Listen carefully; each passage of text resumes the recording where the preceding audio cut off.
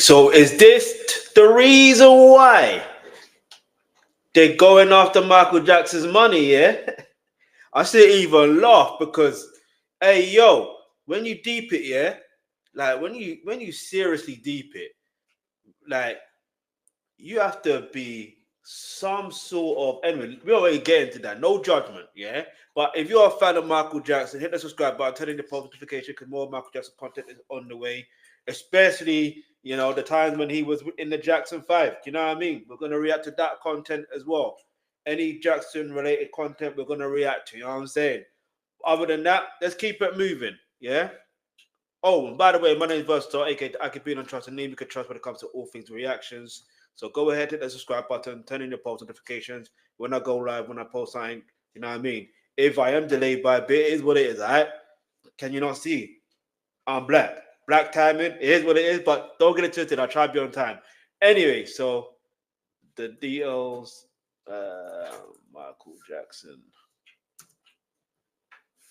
money.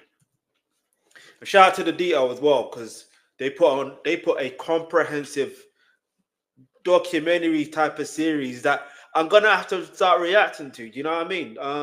So it wasn't this one, it's this one what we're gonna react to. The financial rise, fall, and rise again of Michael Jackson. Yeah. So let's go. And it's a full documentary in 4K. 4K. I'm gonna skip that ad there. Michael Jackson is considered pop music's most successful and, as a result, richest. Not considered. He is. All right. It's just a undisputed fact. He is. All right. He is. Artists of all time. Facts. The incredible wealth he amassed over the years attracted countless headlines, as well as his later financial blows. However, much misinformation has been put out over the years, largely due to overzealous rumors and sensationalized tabloid fodder. Exactly.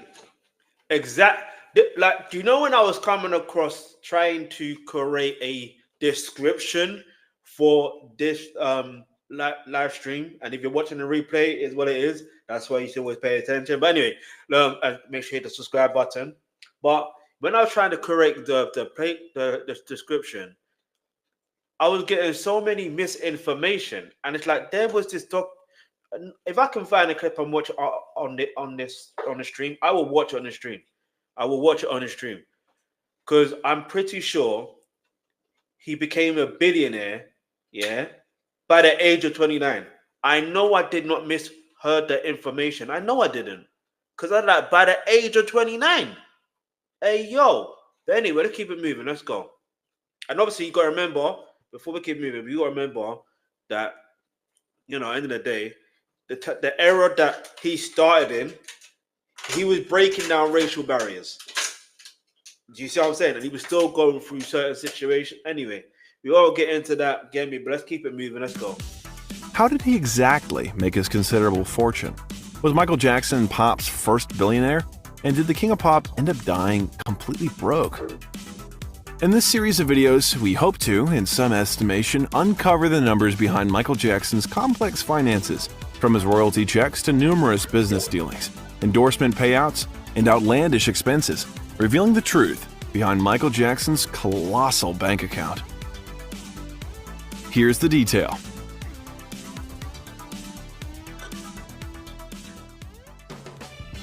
When Michael and his brothers first hit the pop music scene in 1969 as the Jackson 5, they debuted with a string of #1 hits that broke records, pushing the Beatles out the charts. Within a year, the singles I Want You Back, ABC, The Love You Save, and I'll Be There sold over 3 million units each. 300 million units. Wait. You see, this is why if you subscribe to this channel and hit the bell notification, you will be notified when I react to this content, to the Jackson 5 discography, yeah? Like, do you know what I mean? And then they had the variety show as well. I'm sure he will get onto that. But 300 million units, these are physical copies. Physical copies. I don't know what the percentage is in regards to, but they may talk about it. I don't know. Let's keep moving. Let's go. Their debut album also raked in the cash, with Diana Ross Presents The Jackson 5 selling over 500,000 copies by the end of 1970. Their newfound chart success meant that the Jackson 5 were also performing to sell-out audiences around the U.S., with their first 6-show tour grossing over $500,000, $3.8 million in today's dollars. However, the Motown-founded group had their record label take a hefty proportion of the revenue earned from record sales, leaving them with the 2.8% royalty rate as per their contract. I hope you don't give a toss about knitting, do you? Well, yeah, your buyers don't give. In their first 3 years, the Jackson 5 sold an incredible 33 million singles and 8 million albums. 33 million single records and 8 million albums. Look, hey, listen, even by today's standards, that is a significant amount. Even by today's standard, that is a significant amount. Name who could do this in this day and age? Leave your answer in the comments below and be completely honest. And bear in mind, I'm talking about physical sales. I'm not talking about streaming numbers. I'm talking about physical sales. Who in this day and age, can do this? That's like from a new era. That's all I'm asking. I'm asking that question. Not someone that's from the era of physical sales, but someone that is from the era of streaming era. You know what I mean? Let me know if you think they could do it. Let's go. Giving the group an estimated cut of $1.8 million to $2.7 million, $13.2 million to $19.7 million when adjusted for inflation. In addition, the brothers toured almost continuously throughout this period, embarking on no less than 3 domestic tours as well as 1 in Europe, performing over 119 shows and grossing approximately $5.9 million, $43.1 million when adjusted for inflation, giving them a cut of between $2.9 million to $4.1 million, $21.2 million to $30 million when adjusted for inflation. See, I like how he's adjusting it for inflation because it makes you think and wait, you know what I mean? But also, you've got to bear things in mind. You've got to understand the money value back then. You know what I mean? Let's go. If you include merchandise and other income streams, by the end of 1972, the Jackson 5 as an entity earned them a total of $5.7 million to $8.6 million, or $41.7 million to $62.9 million today. Michael Jackson openly spoke about receiving $200,000 royalty checks in the mail as a kid, in which he would cash in, take a couple of dollars out to buy some candy, and leave the rest in the bank. However, during this period, young Michael didn't have access to any personal wealth of his own, as his earnings were managed by his father and absorbed into the Jackson family finances. When the Jacksons announced they were leaving their record label in 1975, industry commentators estimated that the group were contributing as much as a third of Motown's yearly revenue of $45 million. A third. A third. Do you know how much of an asset you have to be able to, as a third? Hey, yo. $255.7 million today. Instead, the family's patriarch secured a lucrative contract to have the group sign with Epic Records, a subsidiary of CBS, who agreed to give them more creative control over their musical output and offered a much higher. No. I don't. According to them, you've seen the American Dream, the Jacksons, like the Jackson family, Have you seen that, It wasn't down to Joseph Jackson. No disrespect to him, may he rest in peace in that. But like from what I recall, is they decided to go ahead. But maybe they needed their father's help. I do not know. Who knows? It's more than likely they did get their father's help to ensure that things were done right. You know what I mean? Because, man like Joel didn't mess about, bruh. He did not mess about. You mess with these boys, I don't want to see you do that, but you know what I'm saying? Don't mess with these boys, innit? Don't mess with his family. Get me? Like, and this is the thing. There's always that negative that's put on Joseph Jackson, but the reality is he actually helped his family get out of poverty. using their talents, helping them nurture their talents. I don't think that's talked about enough. Yeah, it's not talked about enough. He helped nurture their talents, and then after nurturing their talents, he helped manage their talents, and then helped them make money from their talent to the point where they can continuously make money from their talents with or without him.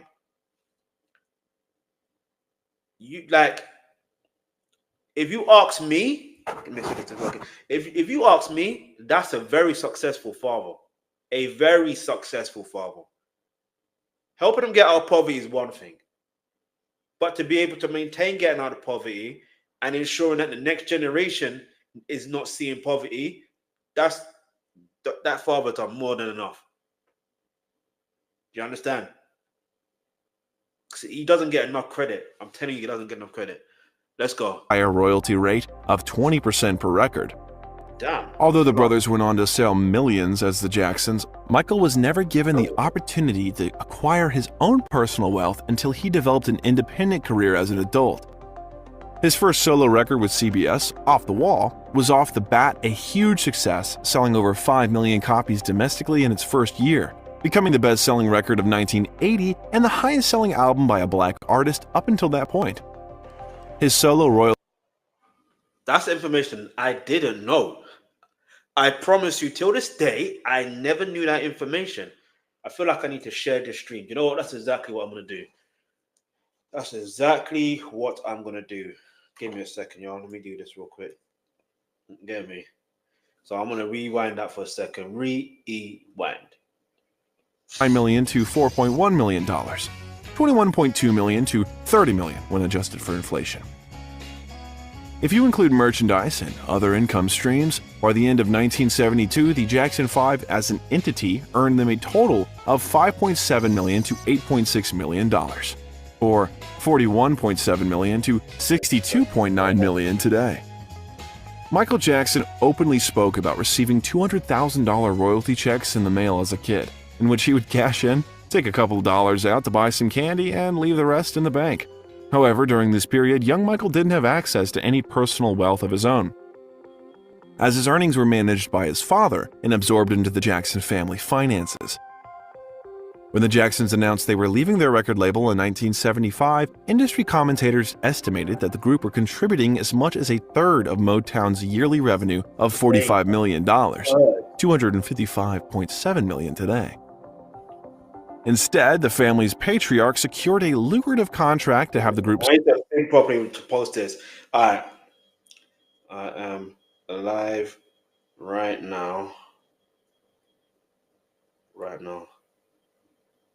It is Black History Month in the UK. And who better than to learn from a black icon in Michael Jackson. Hold on. Bear with me, people. Bear with me. Hit the subscribe button. While you're here, hit the subscribe button, turn on the post notifications, leave a comment in the comments below. You know the deal. Share, as I'm about to share as well. I should have did this earlier, but I didn't have enough time to really think this one through. Okay.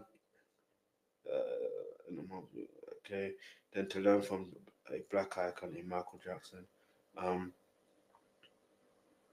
Especially when it comes to his financial wealth.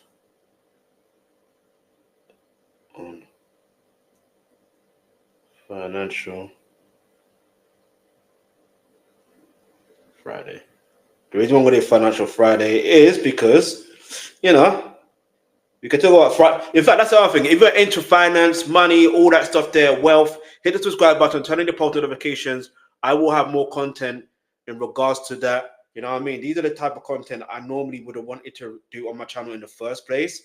But it just so happens that I ended up because I like music, I end up doing content around music. You know what I'm saying? But anyway, let's keep it moving. Signed with Epic Records, a subsidiary of CBS, who agreed to give them more creative control over their musical output and offered a much higher royalty rate of 20% per record. Although the brothers went on to sell millions as the Jacksons, Michael was never given the opportunity to acquire his own personal wealth until he developed an independent career as an adult. I find that interesting. Hear me out, yeah? Because whether you're excuse me, when you're part of a family, regardless, you can still have your own personal wealth. Because I get it. He was getting allowance anyway, right? So technically, with him getting allowance, that adds to your personal wealth. Like if you get pocket money, that adds to your personal wealth. Had I known about how to handle my finances properly, although I was told, save the money, save the money, save the money. Had I known properly, you know what I mean? Had I known how to act on it properly, you know what I mean? I'm not saying I'll be a billionaire by now. I don't know. But all I'm gonna say is the earlier you learn about wealth and certain information, the better off you will be financially. Do you understand? Because then you know when and how to implement it. And sometimes, yeah, you are going to make mistakes in the meantime, but that's just life, isn't it? But you live and you learn. But let's keep it moving. His first solo record with CBS, Off the Wall, was off the bat a huge success, selling over 5 million copies domestically in its first year, becoming the best-selling record of 1980 and the highest-selling album by a black artist up until that point. His solo just to hear that, do you know how insane that is? Because think about all the black artists during that era.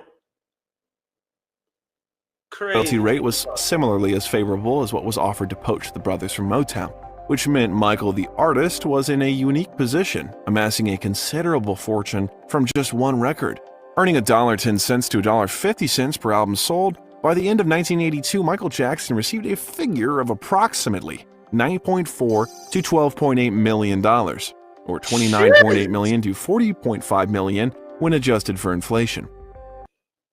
You see, earlier I said, I know I watched something where I heard Michael Jackson was a billionaire by the age of 29. Do you see how possible it could be?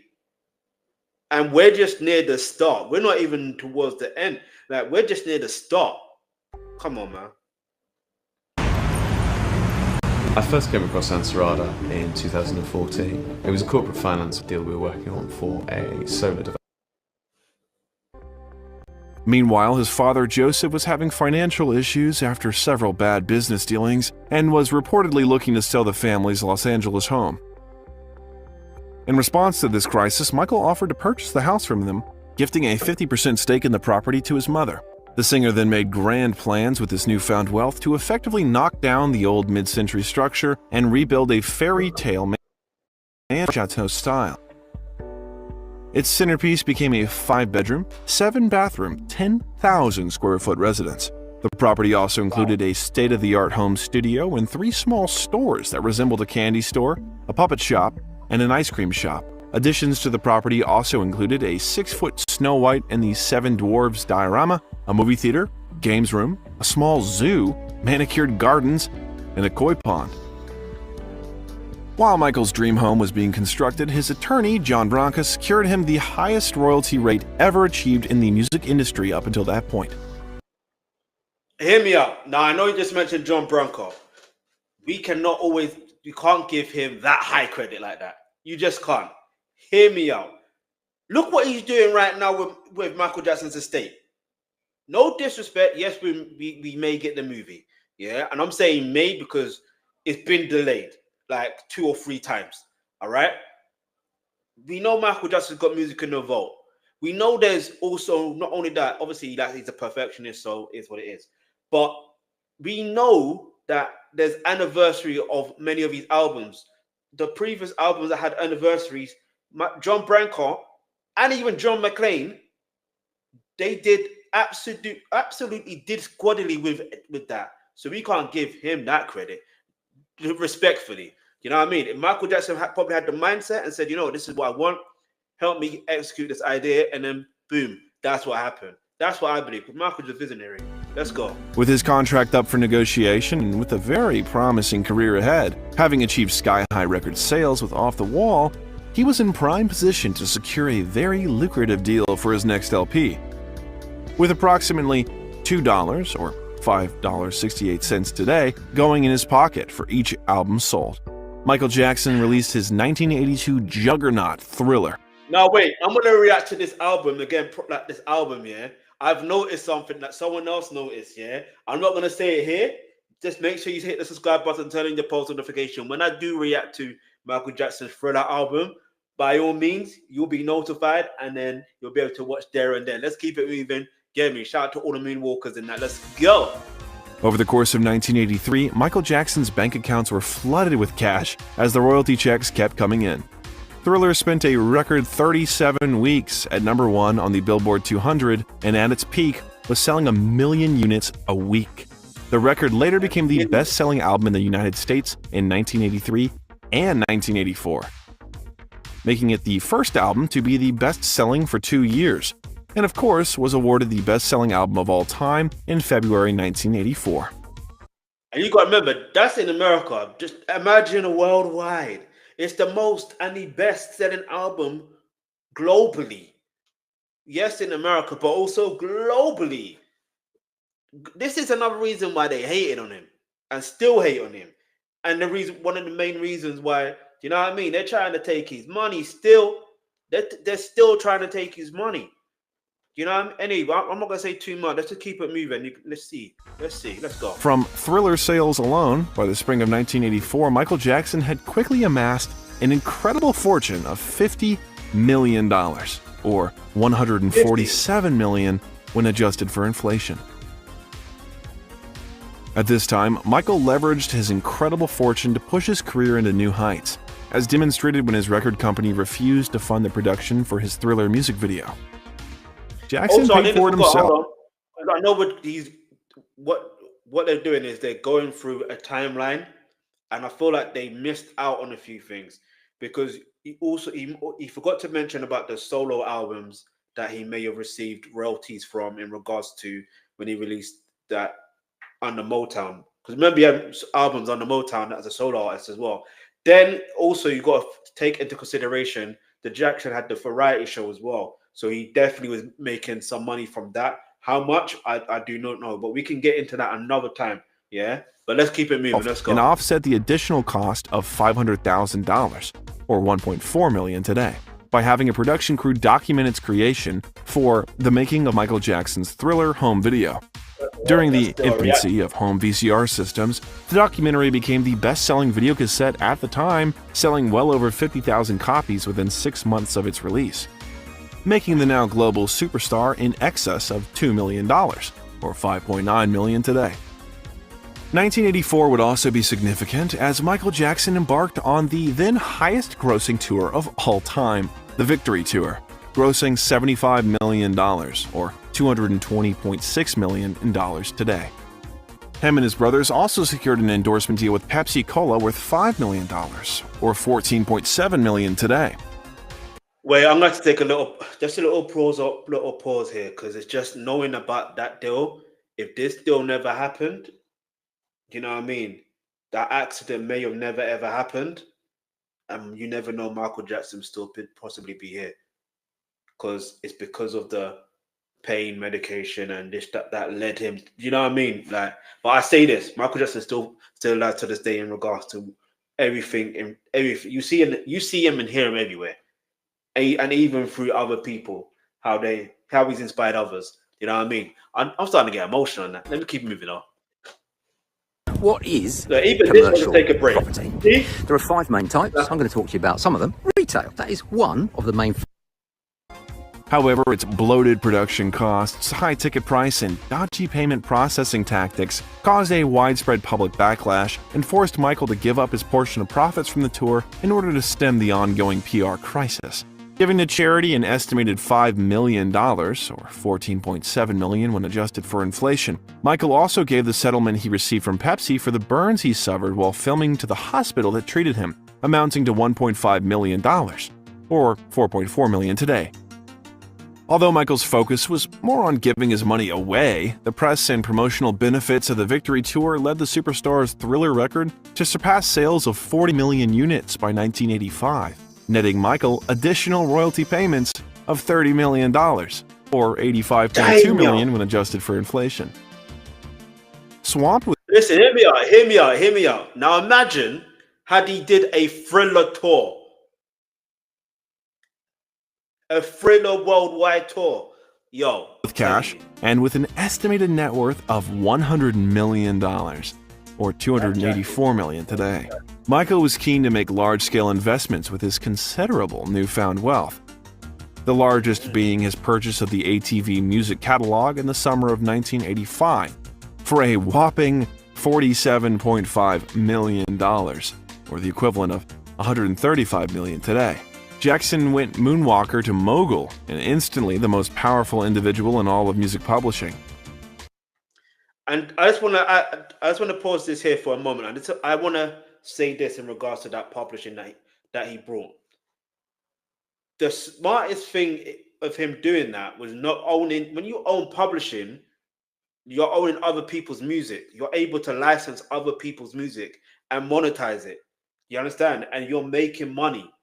Yeah, that amount of money you're making, and this is from ATV. Yes, it had the Beatles, but it had so many other artists as well. Do you get it? So, like, man was making money. On top of income he already received for his own work, Michael Jackson would now take 50% of all royalty payments for when these songs were played, performed, or used for other activities like licensing for a film or television commercial. Before his purchase of the catalog, ATV was grossing approximately $15 million per annum, $44.3 million when adjusted for inflation, with half its revenue tied to Beatles music.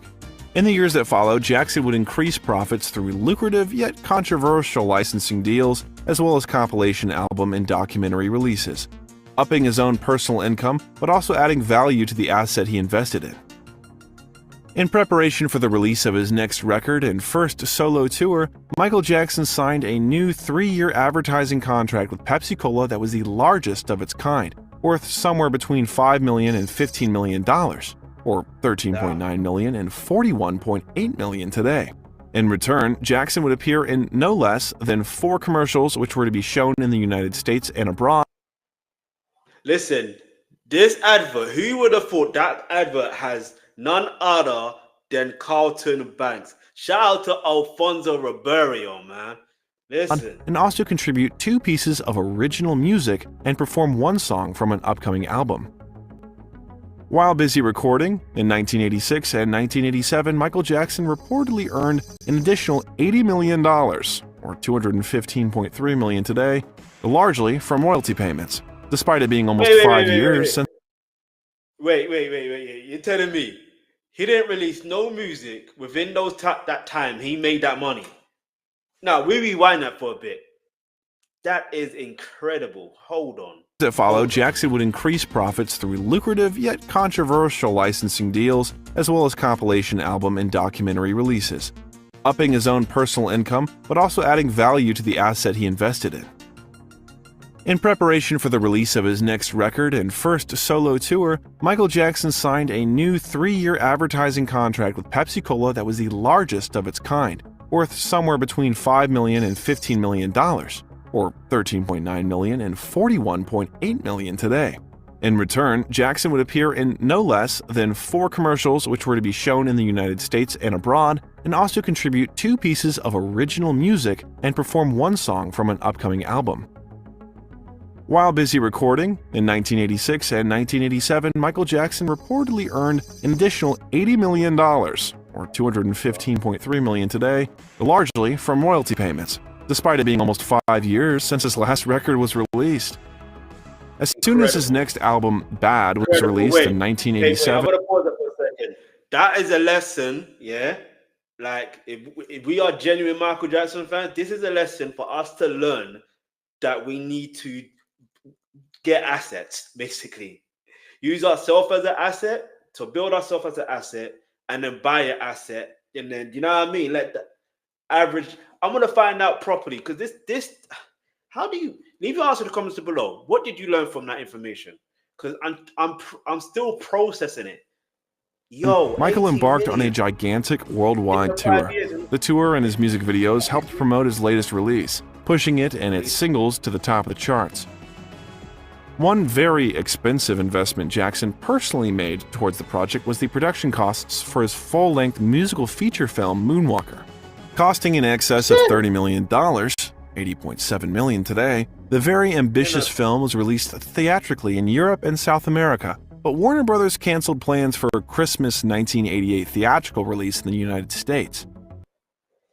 Let's say you're the CEO of a personal finance. What you really need is a partner to go global, so your customers can pay the way they want. Moonwalker was instead released on home video and within a year sold more than 800,000 copies in the United States, reportedly grossing $67 million, $165.2 million when adjusted for inflation. However, for Michael Jackson, the real moneymakers during this period came in the form of album sales and touring. In 1988, Forbes magazine estimated that Jackson was the highest paid entertainer of the year, earning a colossal $60 million, $155 million in dollars today, during a 12-month period in 1987 to 1988, stating that, quote, rock stars make their money in up to 6 basic ways. There are royalties from songwriting, recording, videos, and souvenirs. There is live performance, and there is sponsorship. And he has been milking all 6. Since its release a year prior, Bad had sold between 12 to 15 million copies and earned him approximately $30 million, $77.5 million when adjusted for inflation. Forbes commenting that although his sales are still high, the cost of producing a Michael Jackson album had also increased. Quote, he would have to repay the costs of recording it advanced by CBS because he spent so much time in the studio. The costs will have been astronomical, but he should be able to afford it. They also note that sales of his top-selling autobiography Moonwalk that sold 120,000 copies in Britain alone, as well as selling tabloid newspapers its serial rights, just one admitting to pay $520,000, meant Jackson raked in millions for the book and contributed to his sky-high earnings during this period. However, Michael Jackson also worked hard for the rest of his millions, performing night after night on his Bad World Tour. Financially, concerts used to be so expensive to produce, they were largely just a promotional tool, with artists making money only out of t-shirt and other souvenir sales, all shamelessly overpriced and yielding 25% to the artist. Michael Jackson concerts, however, made the artist a considerable living. Forbes noting that just 14 shows in Britain and Ireland. I remember, was it on Link Up TV on Instagram? Someone posted, what's this guy's name? I forgot his name, but basically he found that his mum went to the concert in Wembley, innit? And the price for the ticket back then, compared the price to how much a ticket costs for the average artist now, that don't even do as great as Michael Jackson, and even half. You know what I mean? I put on the show as half as great as him. I'm telling you, the price difference, you know what I mean? Like the value you're getting for your money when you go to a Michael Jackson show. Come on, man. Let's go. $26.9 million, $69.5 million today. Upon the tour's completion in early 1989, the Bad World Tour grossed a total of $125 million, $308.2 million in dollars today, and was the highest grossing solo tour of the 1980s. As a result, in 1989, Forbes magazine estimated Michael Jackson's earning for the year at $65 million, or $160.2 million when adjusted. Okay, just a bit. I had to get it. I'm going to run it for a bit just so I can understand anything. So a ticket for Michael Jackson 1988 Wembley Stadium concert cost £17.50. £17.50. £17.50. Do you know what you can get for that today in regards to going to a concert? You couldn't go to a concert for that money. I'm telling you this from now. £17.50. Hey.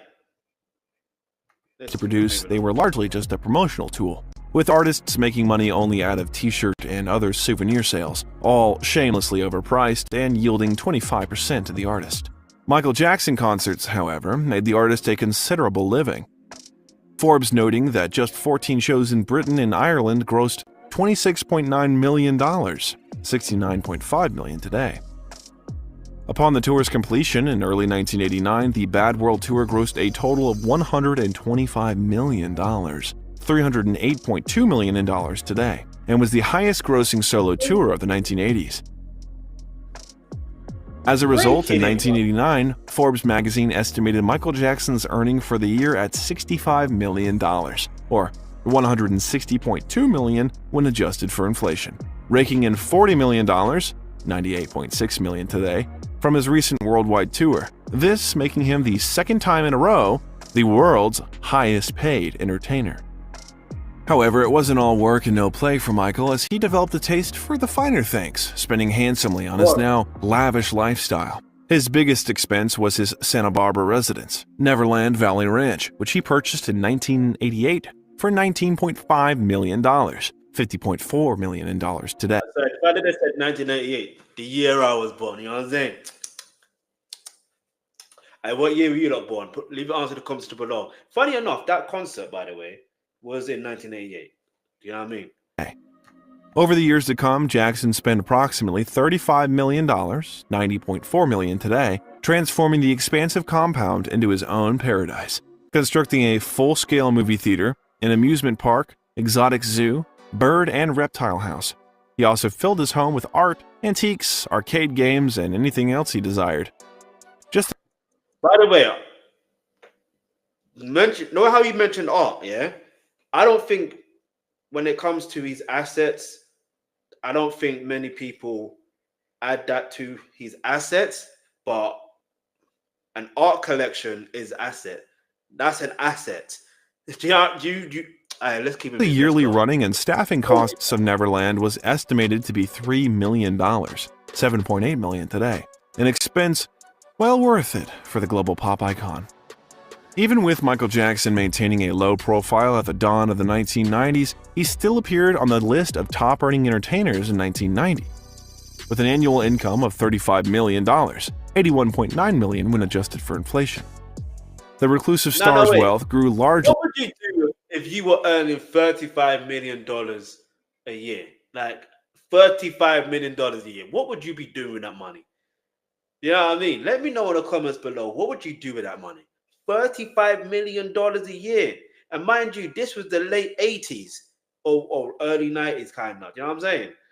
Late 80s, early 90s. Due to royalties collected for his music, his ATV Catalogue's earnings, and other business ventures, including his best-selling video game collaboration with Sega, Moonwalker. In 1991, Michael Jackson signed an unprecedented deal with Sony Music Entertainment. Quote, "We're married to him now." Wait. Go back. Did you just see that? Hold on. I know you just saw that.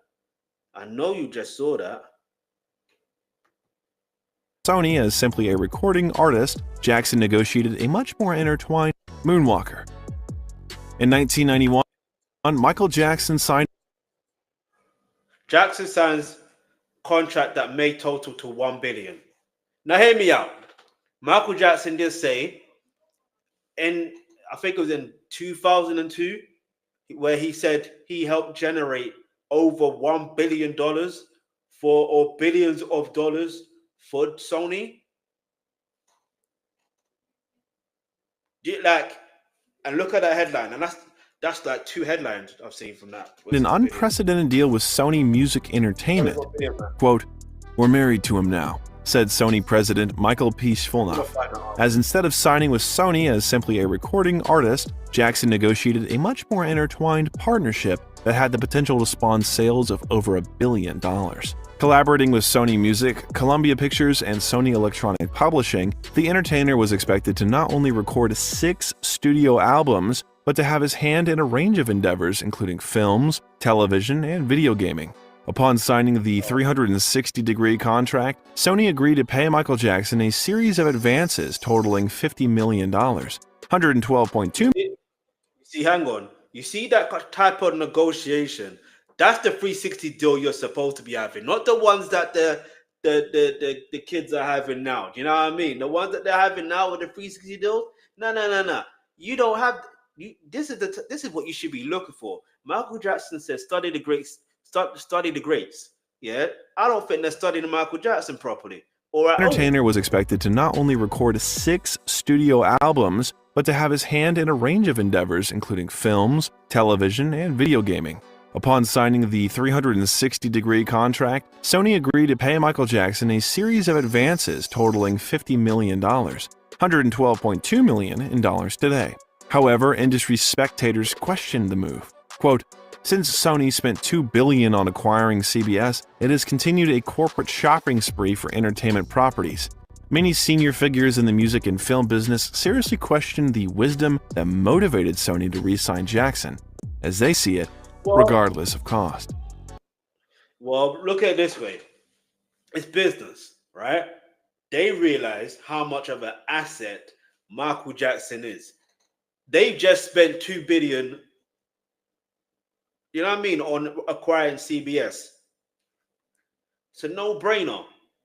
Let's get that money back, because we know Michael Jackson's going to help us get that money back 10 times. You know what I mean? After 2 years raking up expensive studio time, giant expectations for Sony to invest tens of millions in marketing, and at least $20 million in music videos to promote Jackson's next LP, Sony was banking on Michael's album sales remaining sky high.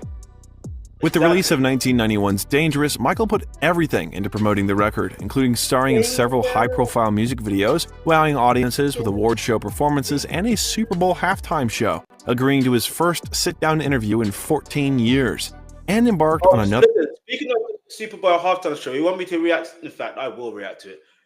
Hit the subscribe button, turn on your post notifications, and when I react to it, and when I go live in regards to react to it, you'll be able to watch there and then, all right? Let's keep it moving. Worldwide tour. Even though he vowed to never tour again, Jackson was convinced to go on the road by his record label. But this time, it wasn't to line his own pockets, but to benefit his newly found charity, Heal the World, with a goal to raise profits of $100 million by the end of 1993, $211.5 million when adjusted for inflation. Pepsi came in again to sponsor the tour, paying the pop icon undisclosed millions for his endorsement and contributing $100,000, $217,000 today, towards Michael's new foundation. Performing night after night around the world, Dangerous sales increased abroad at a faster pace when compared to domestically, and within 2 years of its release, the LP had sold over 20 million copies. In addition, Jackson had negotiated an even more favorable royalty rate that netted him approximately 25% of an album's retail price, a rate that translated to $2.50 or $5.29 today. Therefore, by 1993, he had made at least $40 million from the release of Dangerous, the first album released under his new contract. $40 million from that album. Hey, yo. Aside from his own album sales, Michael Jackson successfully increased profits from his ATV music catalog, and by 1993, it was said to be earning him annually an additional $26 million, or $55 million in dollars today. This guy's making In 1993, money. Forbes magazine estimated Michael Jackson's net worth to be at around $150 million, or $317.3 million when adjusted for inflation. He was the king of pop, a world-class performer and highly profitable music artist who had leveraged his wealth to acquire considerable assets without the need to take on any extra debts. Although Jackson was a huge earner, he was equally a big spender, giving generously to charities, buying lavish gifts, and making ostentatious purchases. But unfortunately, not all his impressive income was spent on his every whim and desire. Being one of the richest and most famous people in the world meant a large target was placed on his back, whether by the vicious mainstream press. You see, and this is the reason I said they're after his money, bruh. They're after his money. This is why. They're like, no disrespect, yeah, but like, you see, when someone is of that magnitude, he's got a pure, clean heart. Like them evil demons, yeah, they don't like to see they don't like to see good, clean-hearted people win. They don't like to see them consistently having that high level of influence. They don't like to see it. But let's keep it moving. Or those looking to line their pockets with his fortune by any means possible. Michael soon had a team of lawyers busy in court with cases made against him for numerous reasons, whether alleged broken contracts, unpaid staff members, accusations he plagiarized music, and even unfounded baby mama drama. None of these character assassinations seem to impact the empire. Wait. See, I've never seen that one. Baby mama drama? Wait. Assassinations seem to impact the empire Michael had built. Not until him and desire. Being one of the richest and most famous people in the world meant a large target was placed on his back, whether by the vicious mainstream press or those looking to line their pockets with his fortune by any means possible. Michael soon had a team of lawyers busy in court with cases made against.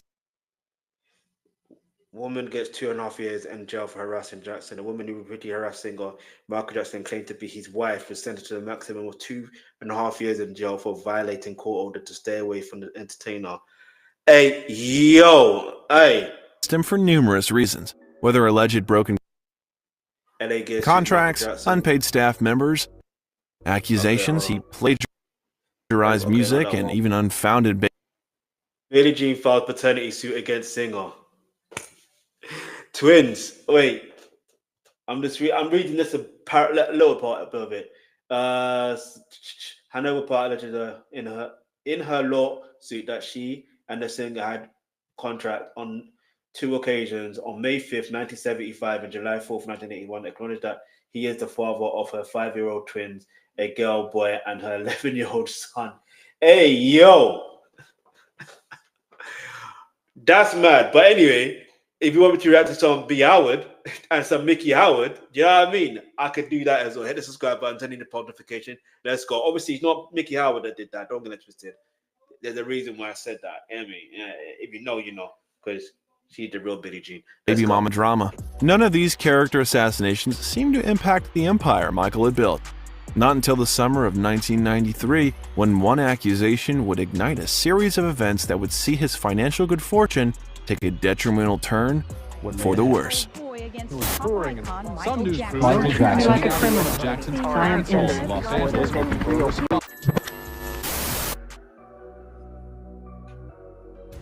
By the summer of 1993, the world-class entertainer was estimated by Forbes magazine to be worth more than $150 million, or $317.3 million when adjusted for inflation, with earnings from the last year amounting to $42 million, or $91 million today.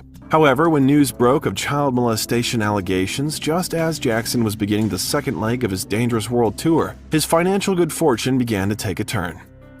Relentless hounding by the world press as the salacious story developed left Michael in a spiraling personal and public image nightmare. This scandal eventually resulting in the cancellation of the rest of the Dangerous World Tour due to Michael Jackson's deteriorating health and desperate need for treatment for a dependency on prescription drugs. I see this is what I'm trying to say. This is what I said earlier with the whole Pepsi thing. He would have never been, slightly dependent on that. You know what I'm saying? If that never happened. But I think I don't know. I can't call that. I don't know. Let me know what your thoughts on the comments. The personal nightmare also had its financial ramifications. Soon after Jackson's announcement, Pepsi made their own statement cutting ties with the superstar after 10 years of multi-million-dollar endorsement deals. PepsiCo spokesman Gary Hemphill said that the only agreement they had with Jackson was to sponsor this particular international tour. Quote, "The cancellation really effectively cancels our relationship with Michael right now," Hemphill commented.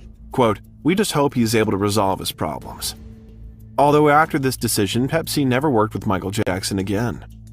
Aside from corporate sponsors, canceling the tour incited its promoters to take legal action against the performer in the tune of $20 million, $42.3 million today, arguing that an addiction reason for those invested to lose out, claiming Michael Jackson was dependent on drugs well before the tour contract was negotiated and signed. The lawsuit claimed breach of contract, fraud, fraudulent concealment, negligent misrepresentation, and conspiracy to defraud. Quote, "My client has given Mr. Jackson more than $2 million in advances, $900,000 alone for the days he canceled," the case's lawyers said. In addition to advance money for private jets, stadium rental, and setup personnel. Although no more was reported on this case, Michael likely dealt with the matter out of court, incurring the cost of settling and hefty legal bills in the process. The tour... Yeah, he most likely sorted out of court. because do you know what I mean? You don't want to. It's like you're already going through a lot. But I think it's very shameless of Pepsi to do that. Yeah, very, very shameless. You mean to say the deal that happened with his brothers, by the way, I don't know whose idea it was initially. I'm not going to say it's Joseph Jackson's idea because I very much doubt that. And I'm just saying that only because, you know what I mean? I'm most likely going to, I don't want to blame Don King, but I feel like Don King has some association somehow, some way. I could be wrong. But well, let me know what your thoughts are. But the reality is, after that incident, you know what I mean? Michael Jackson still was able to continue to do business with Pepsi. He could have cut ties with them immediately and said, you know what? This is you guys' fault. I should hold you guys accountable. I should sue you guys for this X amount of money. I should now own the majority of this company. He could have easily done that, but he didn't. But let's keep it moving. This cancellation also had many questioning whether Michael Jackson's ultimate goal was in jeopardy: to raise an incredible $100 million, $211.5 million when adjusted for inflation, for his Heal the World Foundation. The organization did indeed build playgrounds, provided immunizations, and funded scores of children's causes around the world. It helped pay for a Hungarian boy's life-saving liver transplant and co-sponsored an airlift of more than 46 tons of relief supplies to war-torn Bosnia-Herzegovina in 1990. And do you see why I call them demons? Do you see why I call them demons?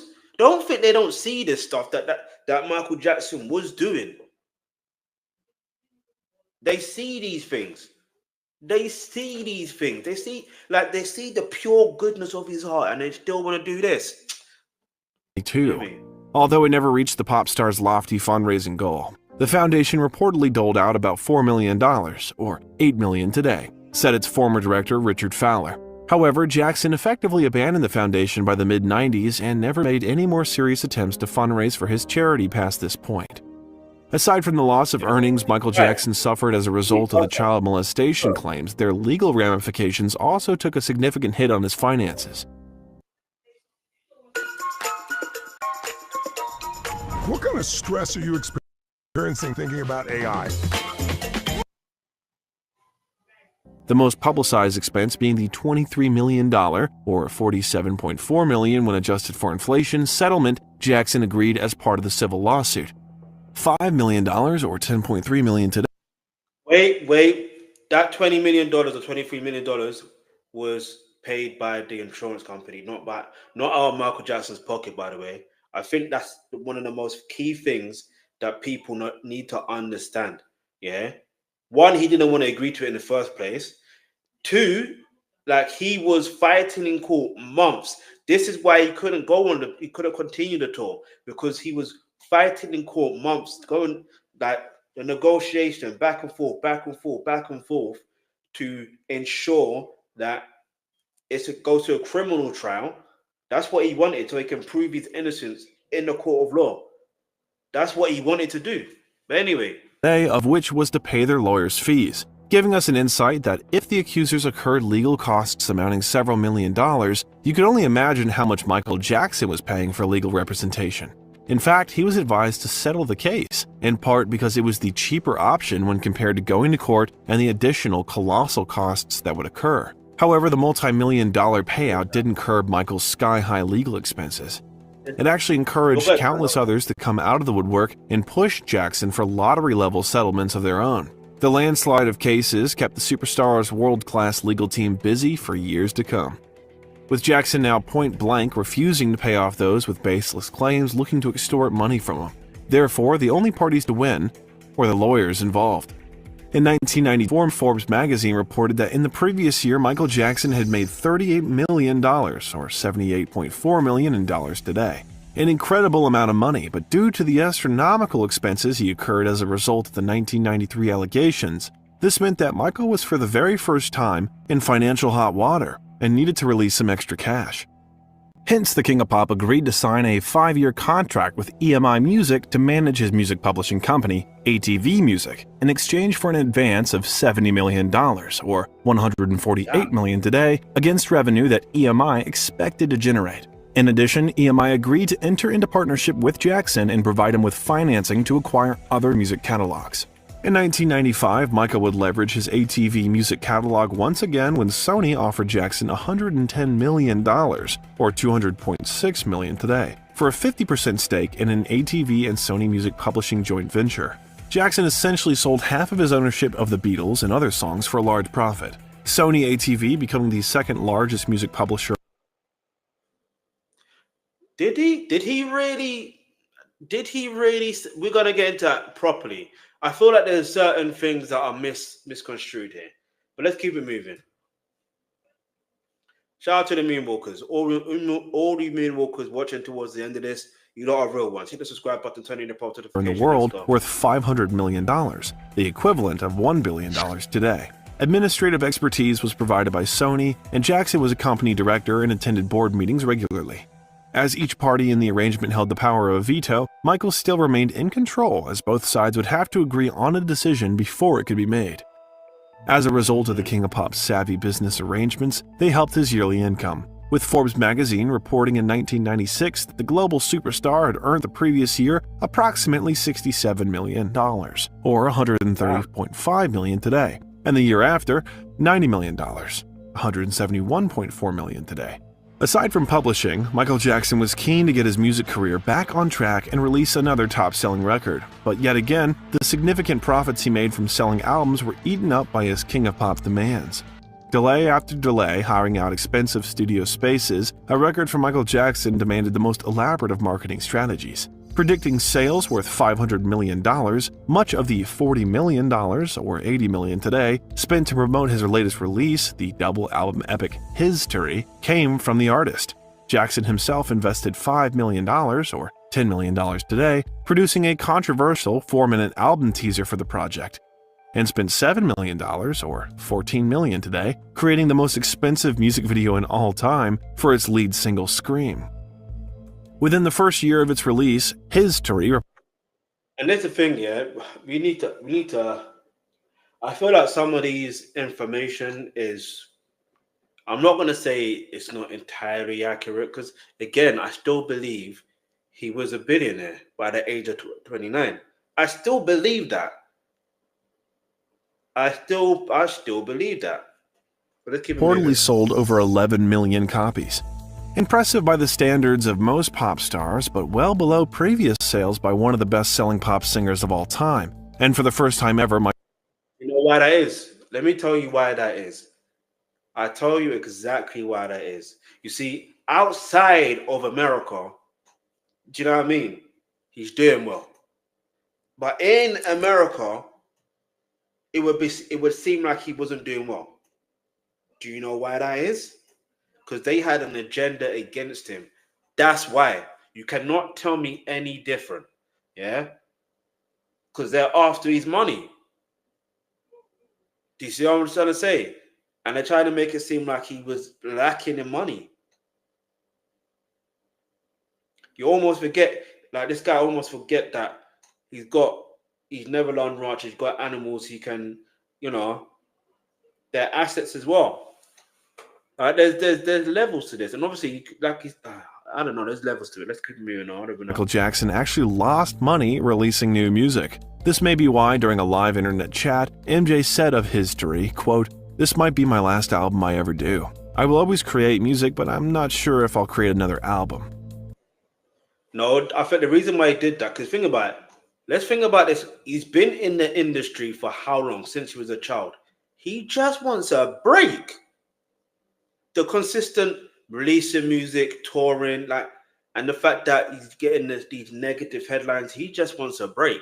It's human nature to just want to have a break. It's human nature. Because think about it. At the age, let's do the maths here, yeah? Let's see. When was History? Past, present, and future released. Hit the subscribe button, turn on your post notifications. So it was released on June 20th, 1995, right? Now watch this. How old was Michael Jackson in 1995? Michael Jackson was 36 years old. Yeah, he turned 37 obviously on August 29th, 1995, during the year History was released. Now, how long had he been in the music industry since 1995? Just put up, since the release of his album in 1995.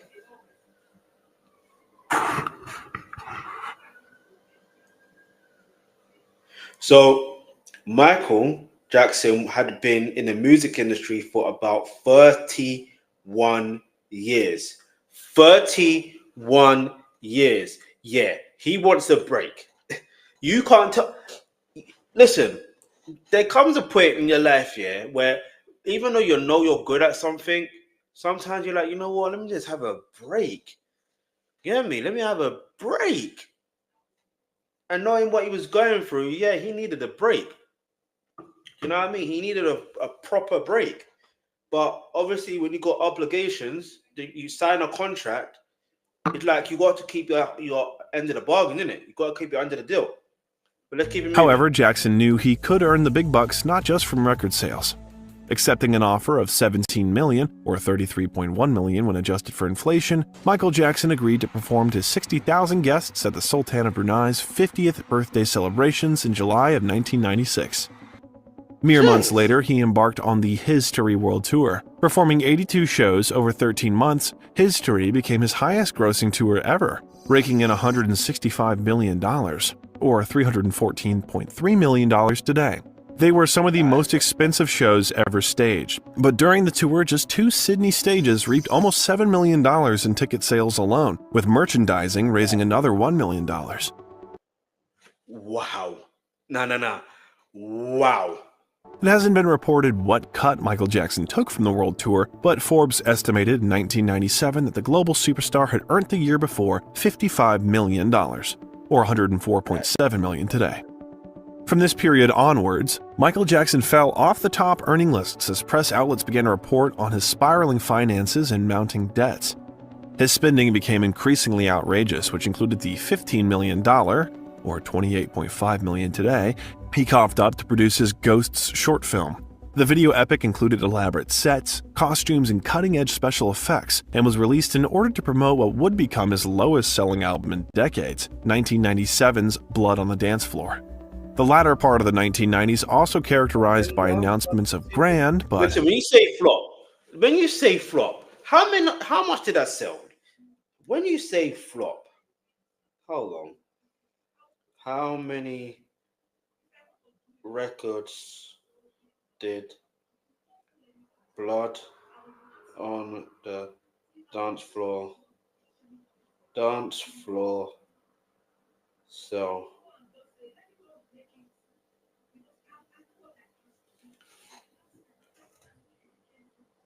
Over 6 million copies worldwide. That's still a lot of money. That's still a lot of sales.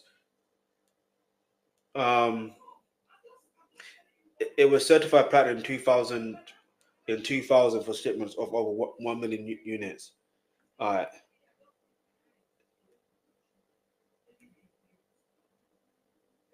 Let me see in the US.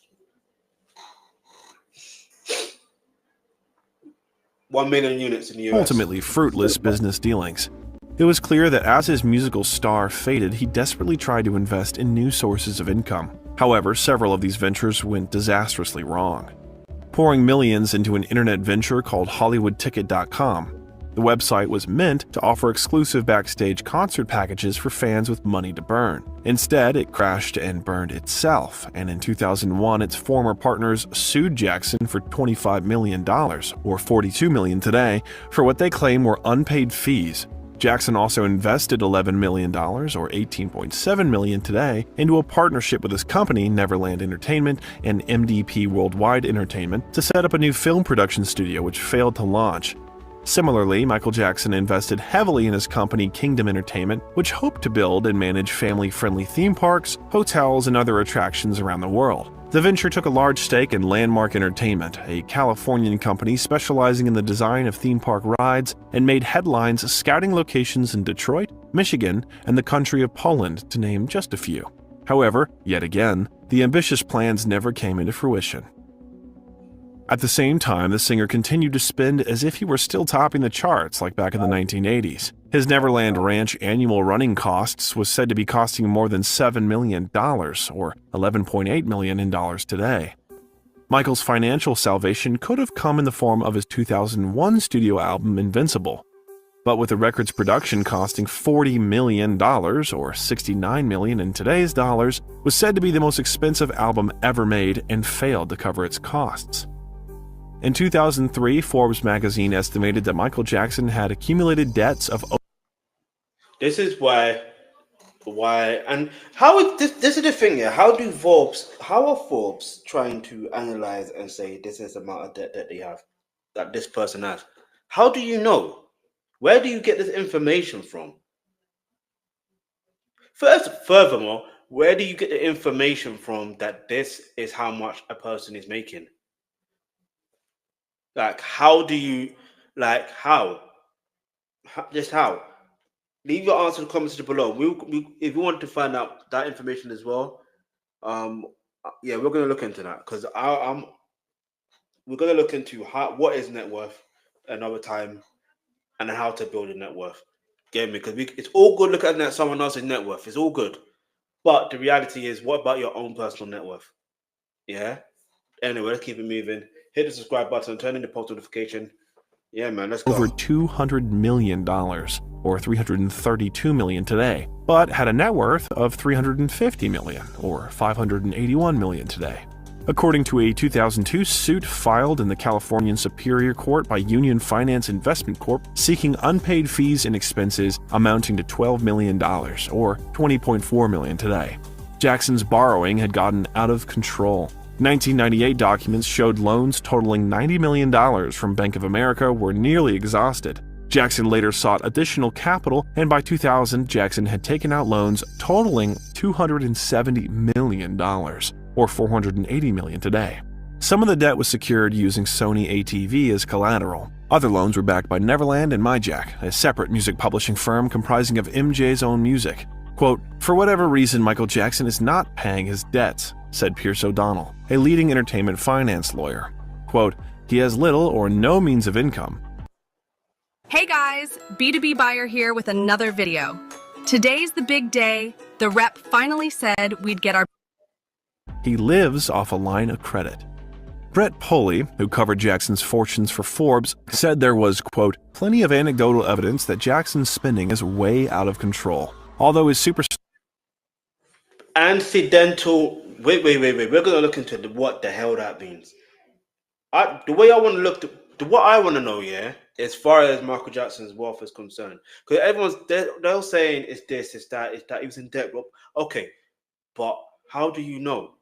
My question is, I would like to hear from Michael Jackson's accountants. Then tell me. Then it's easier to understand. Oh, this is how much he really made. You understand? Because all of this is just estimate at this point. But of income. He lives off a line of credit. Brett Pulley, who covered Jackson's fortunes for Forbes, said there was, quote, "plenty of anecdotal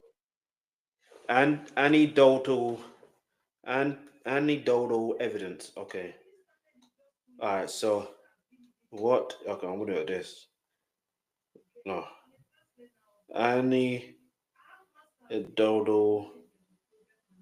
Anecdotal evidence. Meaning, okay. Okay, so anecdotal evidence is a claim based on a personal experience, observation, or individual stories, rather than a systematic research on statistical analysts. But okay, so that means are you hold on. Does this mean that the person has actual evidence to prove, or is it just hearsay? You know what I mean? There's hearsay and all that stuff there. All right, let's get evidence that Jackson's spending is way out of control. Although his superstar lifestyle was often cited as the main culprit for Jackson's money woes, courthouse dramas that continually followed him also claimed a considerable chunk of his income. However, certain legal bills and court-enforced payouts could have been avoided, including the $1.7 million, or $2.9 million today, awarded to Sotheby's auction house for paintings Jackson bought, then decided he didn't want, and $5.3 million, or $9 million today, that went to a German concert promoter in a breach of contract suit. Quote, Michael Jackson has for years been beset by lawsuits. Poley noted, quote, what we see now is his inclination to get out there and fight those suits, which speaks to the idea that the cash isn't there to make things go away. However, publicly, the King of Pop... No, that's wrong. That's wrong. Because in order for you to go to court, you need the money to fight. To fight in court, you need the money to pay your attorneys. That's one thing. You have to pay your attorneys. Otherwise, the attorney's not going to be there to fight the case for him. Am I right or am I wrong? It's not about paying for it to go away. It don't work that way. You don't pay for things to go away. You just don't. You may pay to settle some things out of court. Do you know what I mean? In private, fair enough. That's understandable. But come on, man. Let's keep it moving. Let's keep it real. Kept up with his mega-rich image, coyly suggesting to interviewer Martin Bashir in the 2003 documentary Living with Michael Jackson that he was worth somewhere around $1 billion. When this film was broadcast... See? I was right. He's worth what? $1 billion. Yeah, $1 billion. Brett Pulley, who covered Jackson's fortunes for Forbes, said there was, quote, plenty of anecdotal evidence that Jackson's spending is way out of control. Although his superstar lifestyle was often cited as the main culprit for Jackson's money woes, courthouse dramas that continually followed him also claimed a considerable chunk of his income. However, certain legal bills and court-enforced payouts could have been avoided, including the $1.7 million, or $2.9 million today, awarded to Sotheby's auction house for paintings Jackson bought, then decided he didn't want, and $5.3 million, or $9 million today, that went to a German concert promoter in a breach of contract suit. Quote, Michael Jackson has for years been beset by lawsuits. Poley noted, quote, what we see now is his inclination to get out there and fight those suits, which speaks to the idea that the cash isn't there to make things go away. However, publicly, the King of Pop kept up with his mega-rich image, coyly suggesting to interviewer Martin Bashir in the 2003 documentary Living with Michael Jackson that he was worth somewhere around $1 billion. When this film was broadcast on ABC in 2003, it caused major... Like, the thing is, I knew I heard him say he's worth $1 billion, but there's somewhere else where I've heard him say, I've heard that he was a billionaire by the age of 29. I'm sure I've heard it. Controversy for the artist and eventually led to him being accused of a second round of child abuse allegations, although this time Michael Jackson was determined to fight for his innocence in the courts. After a grueling and lengthy legal battle, Jackson came out of the whole ordeal victorious, but his health and bank balance were left in tatters as a result. Michael Jackson was spending like a billionaire on a millionaire's budget, with reports claiming that the superstar was on the brink of financial collapse. John DeRoss O'Brien, a forensic accountant who testified during the pop star's trial, said Jackson spent up to $30 million, or $47 million today, a year more than he earned. Reportedly, the singer dropped $6 million, or $9.4 million today, on one shopping... Wait. Time out.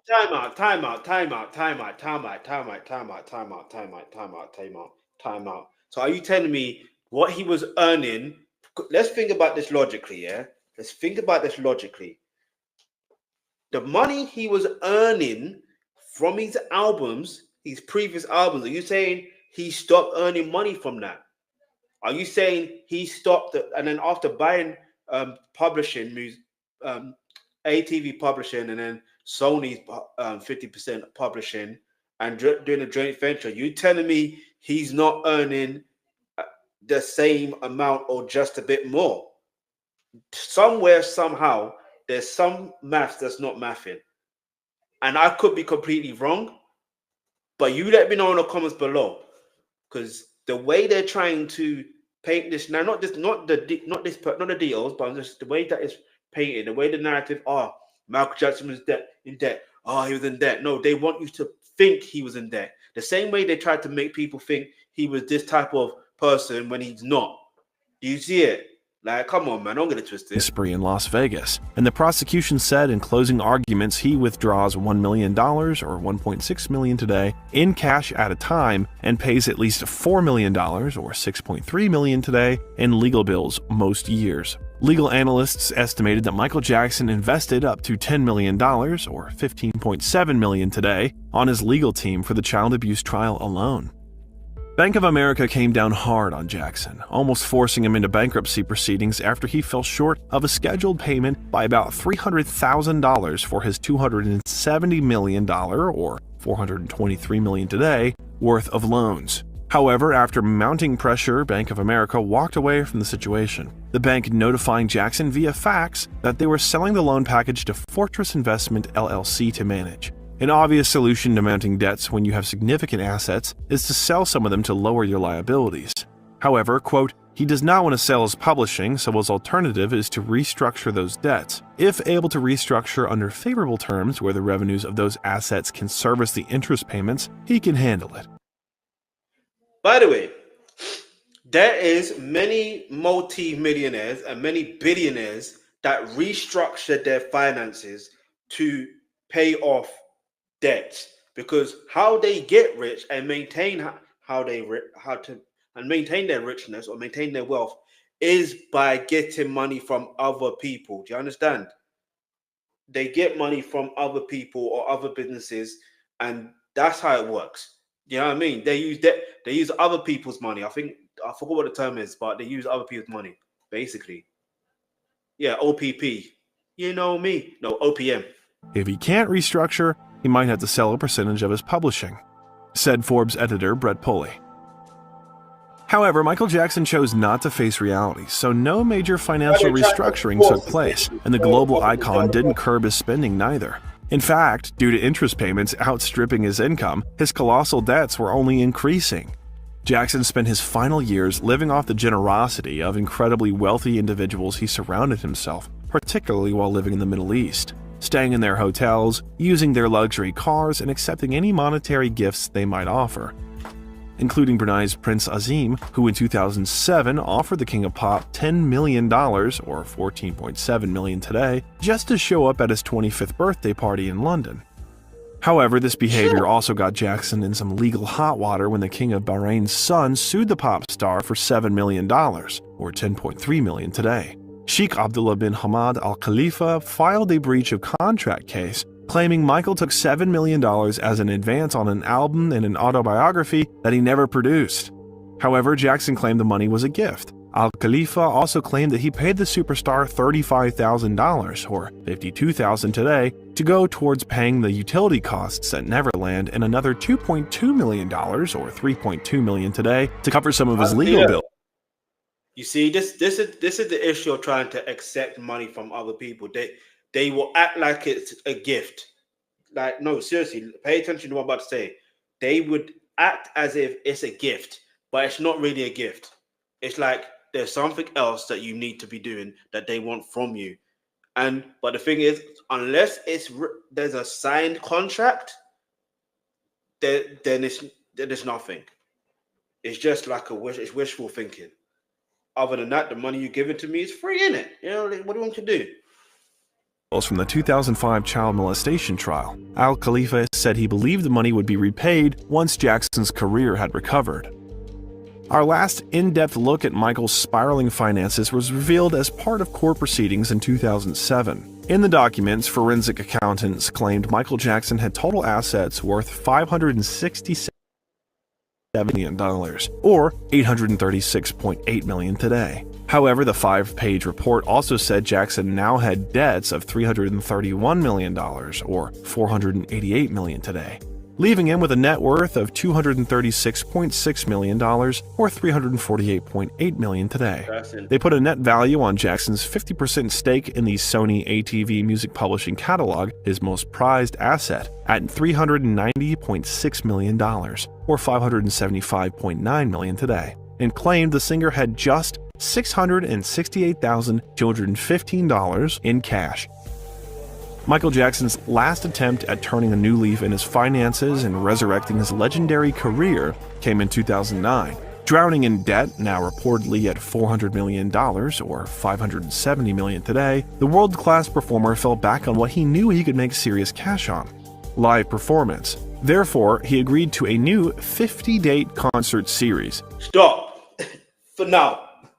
Hear me out. When I first heard this news, it was not 50 days. It wasn't 50 days. I promise you, it was not 50 days. Originally, it was around 10 days or something like that, but it definitely wasn't 50. It definitely wasn't 50. It increased to 50 because of the demand. Yeah, it was because of the demand.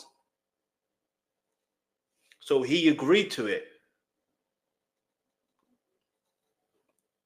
This is it at London's O2 Arena. The shows were reportedly going to earn Michael at least $50 million, or $71 million today, but industry insiders said this could be just the beginning. AEG, the organizers of the concerts, originally proposed a 3-year tour starting in Europe, then traveling to Asia, and finally returning to the United States. Although at that point, Jackson only committed to the O2 engagement. The demand was there for global concert ticket sales exceeding $450 million, or $641 million today. Quote, "You were talking about a guy who could make $500 million a year if he puts his mind to it." Tom Barak, a Californian financer, commented, quote, "There are very few individual artists who are multi-billion-dollar businesses, and he is one. According to its contract with..." Read that again. What was that quote? What was that quote? Commented, quote, There are very few individual artists who are multi-billion-dollar businesses, and he is one. One more time.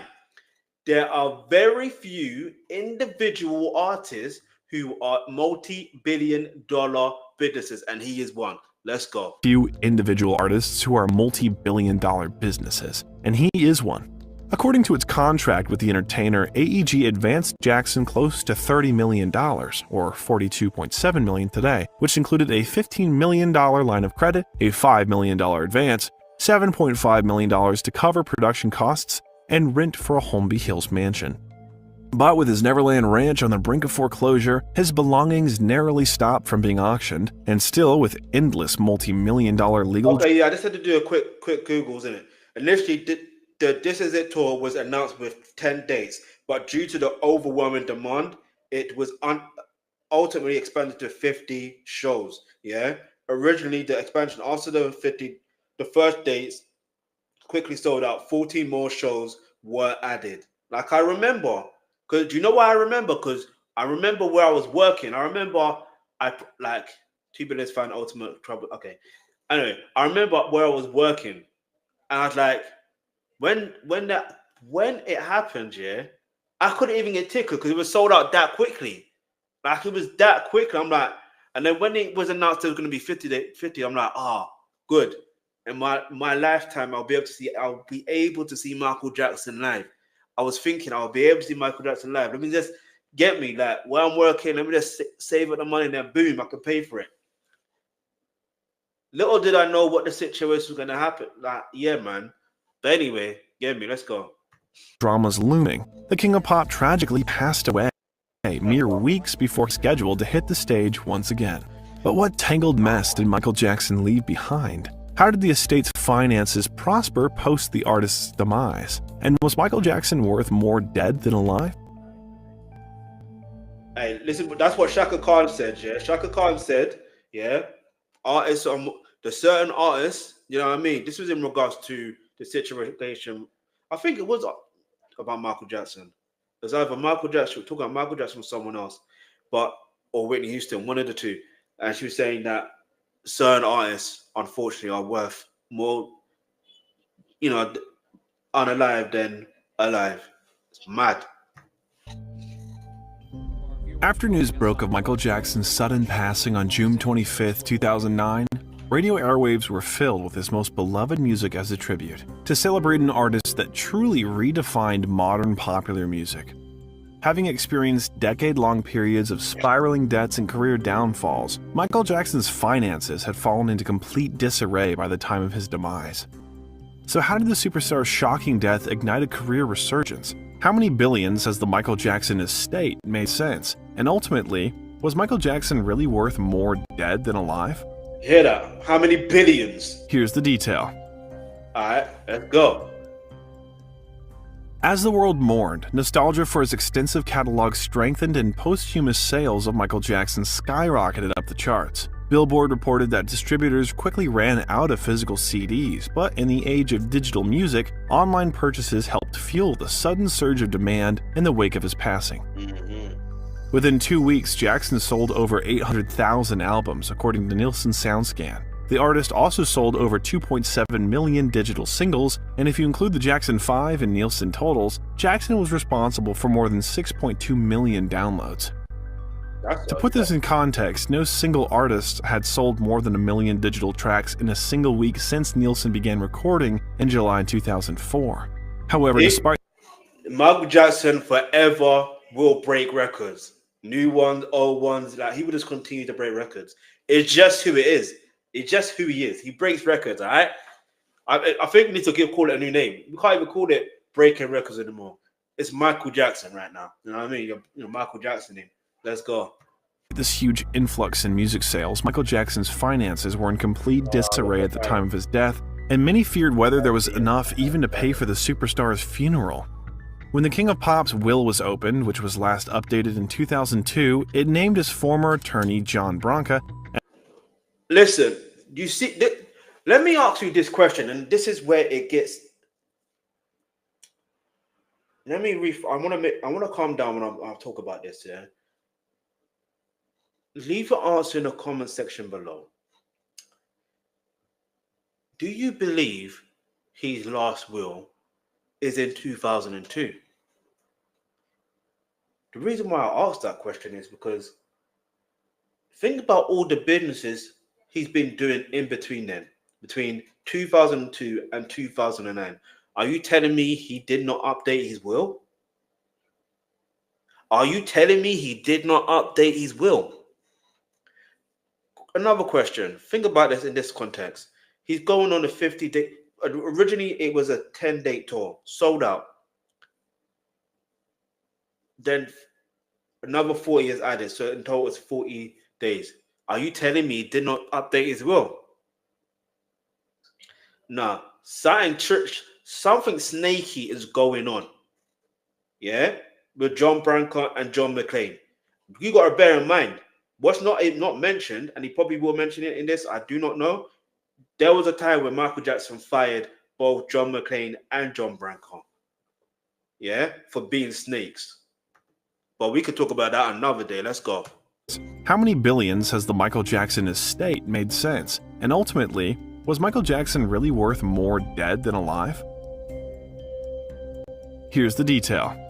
And the plus, his family should own their estate now. Like, as the world mourned, nostalgia for his extensive catalog strengthened and posthumous sales of Michael Jackson skyrocketed up the charts. Billboard reported that distributors quickly ran out of physical CDs, but in the age of digital music, online purchases helped fuel the sudden surge of demand in the wake of his passing.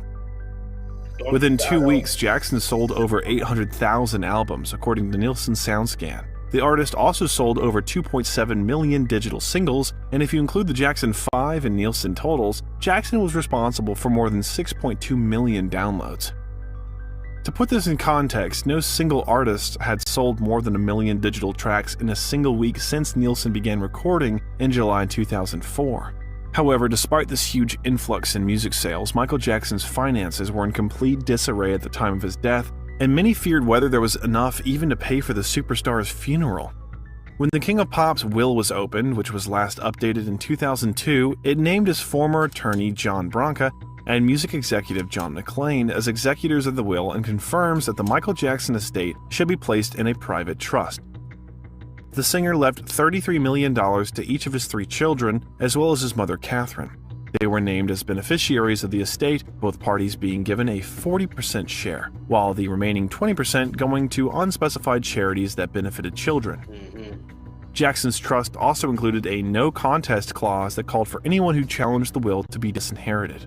The executors moved quickly to take control of all of Michael Jackson's property, going to court hours after filing to challenge a previous ruling that gave Catherine Jackson control of 2,000 items from Neverland that were to be sold at auction mere months earlier. Paul Gordon Hoffman, an attorney for the executors, told a Superior Court judge his clients are the proper people to take over Jackson's financial affairs from now on. With an estimated value of more than $500 million, documents stated that Jackson's estate consisted almost entirely of non-cash, non-liquid assets, including primarily an interest in the catalog of music royalty rights which is currently being administered by Sony ATV. While Jackson's portion of Sony ATV was worth an estimated $500 million at the time of his death, he also had about $400 million of debt taken out against it. Despite speculation, Branca said at the time, quote, "We do not contemplate selling any portion of Sony ATV." Don't contemplate selling any portion of Sony ATV. Look what they did years later. They sold it. Aftermath of the superstar's death, the posthumous business of Michael Jackson was predicted to generate $50 million to $100 million annually. Quote, "We are very optimistic about the revenue we will generate," said Howard Weitzman, an attorney for the estate. Quote, "But we also have to be sober about the debt the estate has." That being said, the estate swiftly got to work, and one of the first things they did was struck up a deal with Sony worth $60 million for the distribution rights on a movie using footage shot during rehearsals for the concerts Jackson was never to perform in London. Titled This Is It, when it debuted in theaters in October 2009, ticket sales for the film broke international records a month before. By the way, let me tell you something. The title of that tour is eerie.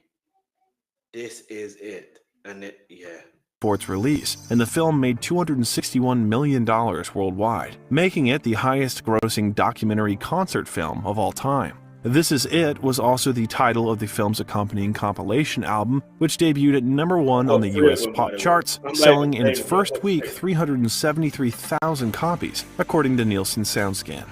The success of This Is It, a massive spike in music sales, a deal to re-release Jackson's 1988 autobiography, and various other merchandising contracts, meant the executors netted almost $100 million in its first few months, with the expectation for another $100 million to roll in by the end of their first 12 months in operation. Quote, "We're approaching the $100 million mark," said Branca. Quote, "Clearly that's a new record for estates that likely will not be broken." Many experts believed that Jackson's estate earnings could eclipse those of another famous and profitable music icon, Elvis Presley.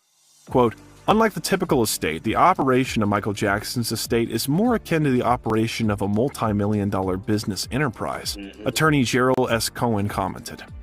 Now raking in the cash, those responsible were looking to benefit from their success, with both Branca and McClain in late 2009 filing in court seeking 5% of profits the estate had earned so far. At this point, the administrators and attorneys had not been paid since Jackson's death, and for the work they had done resurrecting the pop icon's finances. In March 2010, the estate secured another windfall of cash when they signed with Sony Music a record-breaking $250 million deal for music distribution rights. The blockbuster agreement involved as many as 10 new Jackson projects, including computer video games and music and film releases. Described by Sony and Jackson's estate as the most lucrative music contract on record, the deal would reportedly guarantee the late singer's heirs at least $200 million. By the first anniversary of his death, Billboard.com estimated that projects relating to Michael Jackson had grossed nearly $1 billion, in part because of the new Sony Music record deal and the posthumous documentary. This Is It. Not only in cinema tickets, but the accompanying DVD had earned $43 million in U.S. sales and $23 million in rental revenue. Over the 12-month period, Michael Jackson's catalog earned about $383 million and about $34 million in digital sales, with over 40 million albums sold worldwide, making him by far the highest-selling artist of the year. It was estimated that his estate had earned $250 million thus far. John Branca noting that the other high-earning careers held by dead music legends indicated the value of Jackson's brand. Quote, "If you look at Elvis and the Beatles and how their brands are thriving, they only hint at what the future holds for Michael." This demonstrating that the legacy of Michael Jackson was far more profitable than... This is why it becomes a bit techie, yeah, because it's like, whether he was really in debt, who knows, maybe he was. But at the same time, even if he wasn't, I still, like, it's bittersweet with John Branca, innit? Like, what can I say? He can be an astute businessman, but at the same time, I'm like, yo, listen, you know what I'm saying? There's some things you need to be doing. You need to be doing. If you're saying you really want to help out Michael Jackson's estate and extend Michael Jackson's legacy, come on, man. When the pop performer was alive, far exceeding his earnings at the peak of his profitability in the late 1980s when he was named the highest paid entertainer in the world. In 2010, Forbes named Michael Jackson the highest earning dead celebrity, with a gross income of $275 million, noting that, quote, he'd had posthumous number ones, a hit film, and now with his highest album pre-sales ever, Jackson is in pole position to top the Christmas charts. Not bad for a washed-up dead man. What? The album in question was the posthumous Michael, released in late 2010. The now controversial record in its first 5 weeks sold over 434,000 copies in the United States and went on to sell over 3 million copies. If you want to build an app and have no idea how to code or where to start, check out Base 44. During the 2010 Christmas period, Michael Jackson The Experience, a video game based on MJ's music, was also released. It was developed and published by Ubisoft for Nintendo DS, PlayStation Portable, and Wii, and sold 2 million units in 2 months, making it one of Wii's best-selling games. Trust me. However, despite the Michael Jackson estate having generated over $310 million in revenue by 2011, according to court papers filed, administrators were still grappling with the enormous amounts of debt Jackson left behind. His estate at that point had used $159 million to pay down the pop star's debt, which when Jackson died amounted to more than $400 million, as court records showed. Quote, although there remains unresolved creditor claims, pending litigation, and additional challenging business, tax, and legal issues, the executors have made substantial progress in reducing the estate's debt, the document claimed. The Michael Jackson estate also had issues with the Jackson family, who disapproved with how they were managing their family members' prized legacy and disputed their lack of say in decisions being made. If you don't include the family, in listen. If you're not including the family to have their say, at least even if it's just his kids and his mom, yeah, and his dad, all right, fair enough. The dad is a bit of a, you know what I mean, because sometimes he can make some, decisions where you're like, well, what's going on here? But that aside, and obviously now it's impossible because may he rest in peace. But that aside, the kids are now adults. They're now adults, so now they should have a say. They should be able to have a say. I'm not sorry. It's their dad. It's their dad. They should have a say. Michael Jackson is the mother. Catherine Jackson is the mother of Michael Jackson. She should have to say. She should 100%. She should be having a say. If there's anyone that knows her son, it's her. Mothers know their kids. Mothers know their kid. Mothers know, okay, maybe this is what my son would have wanted to do. But then I get it. Sometimes sons can exceed their mother's expectations in some things. But anyway, let's keep it moving. Despite this, the beneficiaries of the estate, that included his mother and children, received more than $9 million in payments since Jackson's death. The estate paid Jackson's mother $70,000 a month in child support for his 3 children, settled the rent on their mansion in Calabasas, and also picked up the bills for other expenses, which included renovations on the Jackson family home in Encino, Los Angeles. The following year, the estate registered 2012 profits that upped Jackson's total earnings to $475 million since the superstar's death, with over $165 million of that sum made in the last year. At this point, many of his major debts had either been resolved or were no longer delinquent. Branca stated that the singer's personal debt of $200 million had been paid off, and another $300 million tied to his ownership of the Sony and ATV catalogs had been renegotiated. Quote, "Michael had a will and a trust, and that's what we follow," he said. They also announced an agreement with Sony ATV Music Publishing to administer. So why sell Sony ATV Publishing?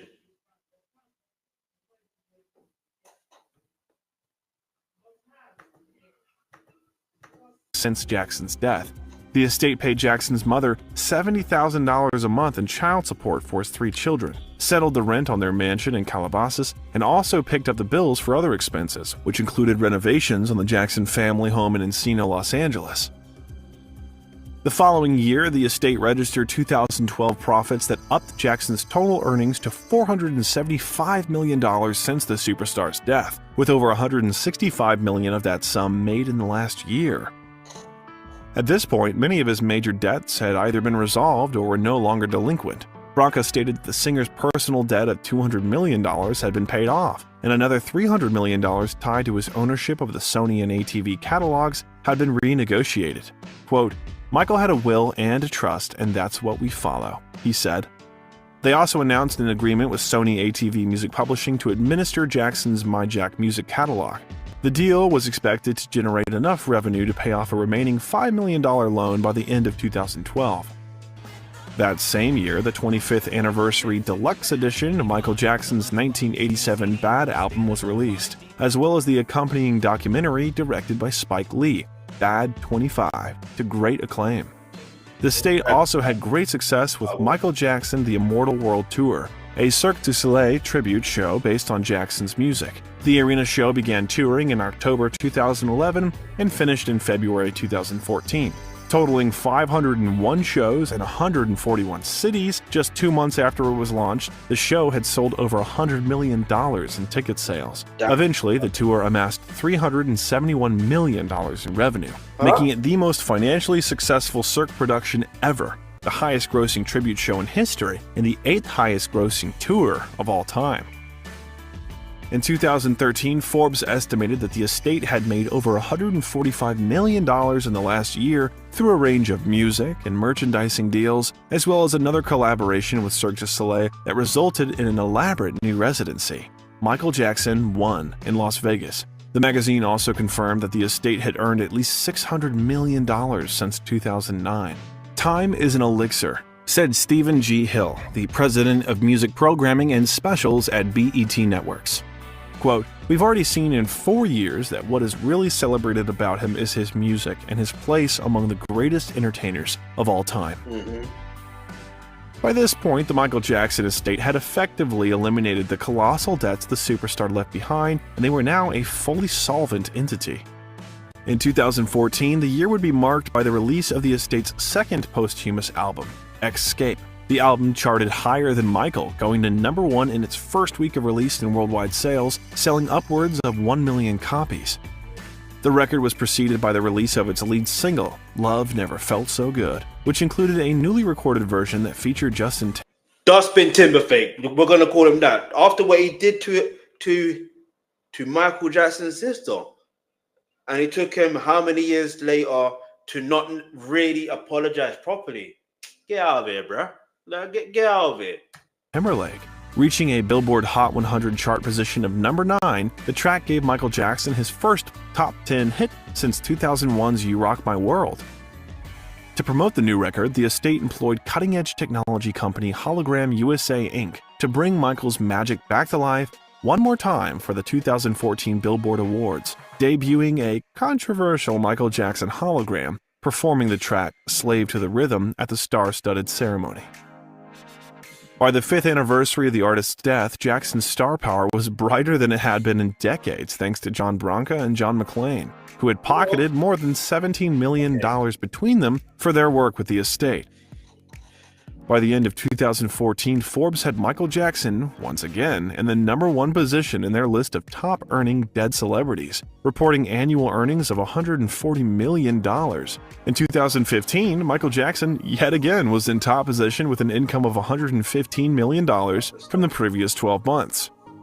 In May 2015, it was announced that the Neverland Ranch, renamed Sycamore Valley Ranch, would be put up for sale with an initial price tag of $100 million. After years of speculation that the ranch, one of the most famous private residences in the world, would be open for the public as a Graceland-style attraction. They should do that, man. The property that once served as Jackson's home and personal fantasy land was finally listed for sale after years in limbo since his death. Jointly owned by the Jackson Estate and Colony North Star, according to Time, the owners were seeking a buyer who did not plan to turn the ranch into a Jackson museum. However, due to lack of interest, the asking price of the ranch was dropped to $67 million by February 2017, and then dropped once again in February 2019 to $31 million. That's bad. That's very Before December 2020, when billionaire Ron Burkle, a former family friend of Jackson, purchased the property at a rock-bottom price of $22 million as a, quote, land banking opportunity. Don't start your day with a gross piece of plastic in your hand. Adding to the 4 billion plastic toothbrushes that get thrown away each year, here's a much... However, despite Neverland turning out to be one of the superstar's less astute investments, in 2016 his estate collected a colossal windfall of cash from the sale of his most prized asset, Sony ATV Music Publishing. Valued at an estimated $1.5 billion, Michael Jackson's 50% share of Sony/ATV was making an annual income of around $80 million, with the most popular Beatles songs generating between $300,000 to $400,000 each. In September 2016, a deal was finalized for acquisition of Jackson's share of Sony/ATV from the Jackson Estate for $750 million. So you're telling me it was making more, but you're selling it for less? Is that how that works? Is that how that works? First of all, Michael Jackson didn't want to sell it in the first place. Secondly, if you're trying to say he's in debt and now that all the debts are cleared, you still want to sell it. You still want to sell it off. Maybe I didn't see right. Before December 2020, when billionaire Ron Burkle, a former family friend of Jackson, purchased the property at a rock-bottom price of $22 million as a, quote, land banking opportunity. However, despite Neverland turning out to be one of the superstar's less astute investments, in 2016 his estate collected a colossal windfall of cash from the sale of his most prized asset, Sony ATV Music Publishing. Valued at an estimated $1.5 billion, Michael Jackson's 50% share of Sony/ATV was making an annual income of around $80 million, with the most... Okay, my bad. If it's making an annual income of $80 million and you're selling it for $750 million, all right, fair enough. Fair enough. But it's still not been sold. I don't see what the reason was. I don't know what the reason was when the debts have been cleared. You say there's debts and now they've been cleared. So why are you selling it? Greed. Popular Beatles songs generating between $300,000 to $400,000 each. In September 2016, a deal was finalized for Sony's acquisition of Jackson's share of Sony/ATV from the Jackson Estate for $750 million. 16 times what Jackson paid for the music catalog back in 1985. As a result, by the end of 2016, Jackson's estate had earned a whopping $825 million, the highest yearly amount for a celebrity ever recorded by Forbes. The following year, Forbes reported earnings of $75 million, but the sky-high payouts kept coming thanks to Jackson's music investments. when in July 2018, the now Sony Music owned and operated Sony/ATV bought out the Jackson estate's 10% stake in EMI Music for an incredible $287.5 million. This deal primarily contributing to the Michael Jackson estate's impressive annual earnings of $400 million for the year of 2018. It was the 8th year since his death that Jackson's annual earnings were reported to be over $100 million, thus bringing Jackson's post-mortem profits total to $2.4 billion. In 2020, Forbes recognized Jackson as the top-earning dead celebrity every year since his death, except 2012, after his dear friend Elizabeth Taylor's estate auctioned off her legendary jewelry collection, bringing in her annual earnings for the year to $210 million. In the years since, the Michael Jackson estate has continued to be one of the most profitable and powerful in the entertainment industry, regularly earning dead celebrities, despite having sold off his most profitable assets. In many ways, the incredible turnaround of Michael Jackson's career and profitability post his passing, despite continued speculation and controversies, has acted as a blueprint for many savvy artists alive today, giving them an insight into how their legacy in the world of entertainment could and should be managed post their inevitable demise. In the words of co-executor John Branca, quote, "In the early days of rock and roll, companies owned everything and fought with the artists' representatives to gain control of their IP. Now it's swung back in the other direction as artists get older and are estate planning and tax planning and selling." Yeah, because they're seeing what evilness and snakiness you're doing. They're seeing what evilness and snakiness things you're doing. Clearly. Now, don't get it twisted. Yeah, he's like Michael Jackson's estate is earning this much, earning that much. But my thing is that, look, if there's no need to sell the publishing, there's no need to sell the publishing. Because think about it, he was in debt. They're trying to say he was in debt. But if he was in debt and they're saying they could have he was using the Sony ATV as leverage, all right, cool, whatever, or using as collateral, all right, cool, whatever. They still didn't sell the Sony ATV publishing. Why? Why did they wait till later for that to happen? When Michael Jackson even said they're after him for that. They're after him for that. Anyway. Their IP back to the companies. It's come full circle. Thanks for watching The Detail. Let us know in the comments if you believe the Michael Jackson estate has been as much of a success as their bank balance would suggest. And follow for more in-depth Michael Jackson investigations. We'll see you next time. The thing is, it's a bit. The problem is here. We can look at it and be like, yeah, financially it looks good. Financially, yeah. Let me hit the subscribe button on their channel. You can hit the subscribe button on my channel as well, by the way. And also hit the like button. But yeah, so it's easy for us to look at it and be like, oh yeah, it's making enough money. But then as Michael Jackson fans, we obviously want more because we know what Michael Jackson gave artistically, creatively, from a vision standpoint. We demand more. We have the right to demand and want more.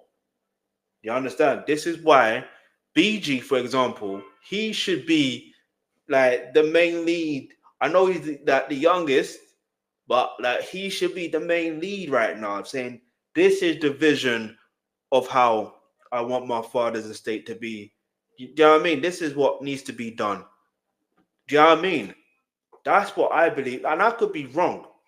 Maybe Paris, maybe Prince. But like, I'm thinking the youngest. I'm thinking Prince.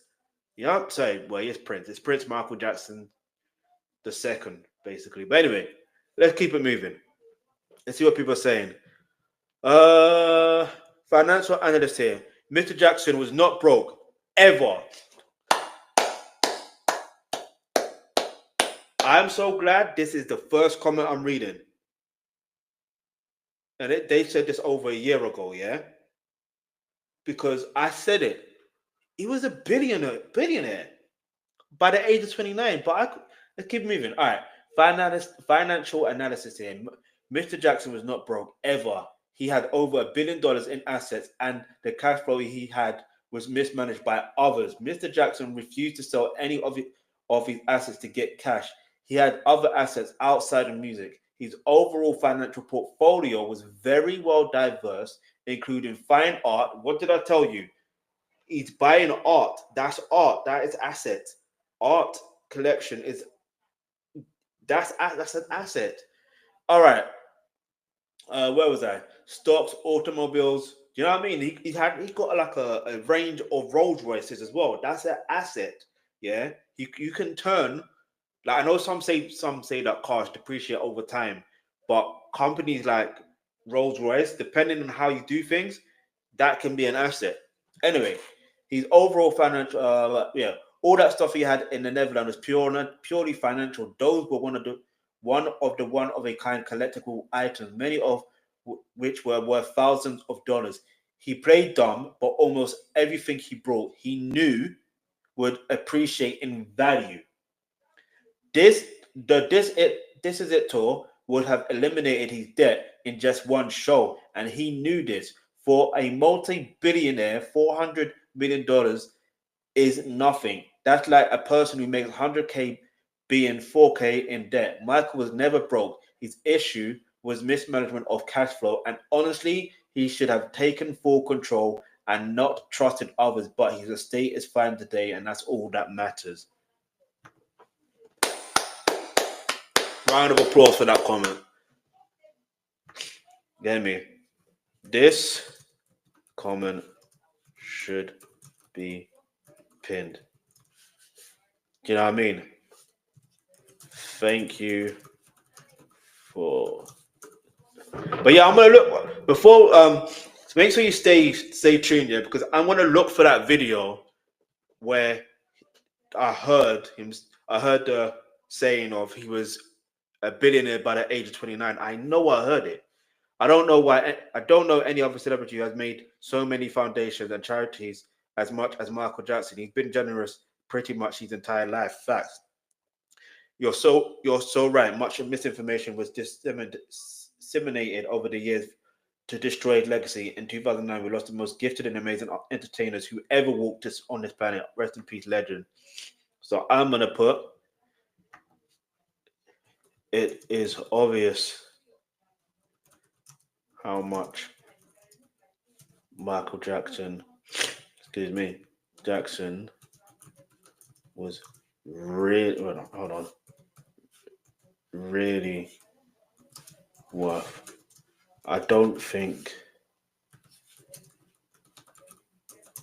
he ever was in debt like that. And he's, what do you call it? His will. Come on. A businessman like him, he has a will that is updated way after 2002. You know what I mean? That's all I'm saying.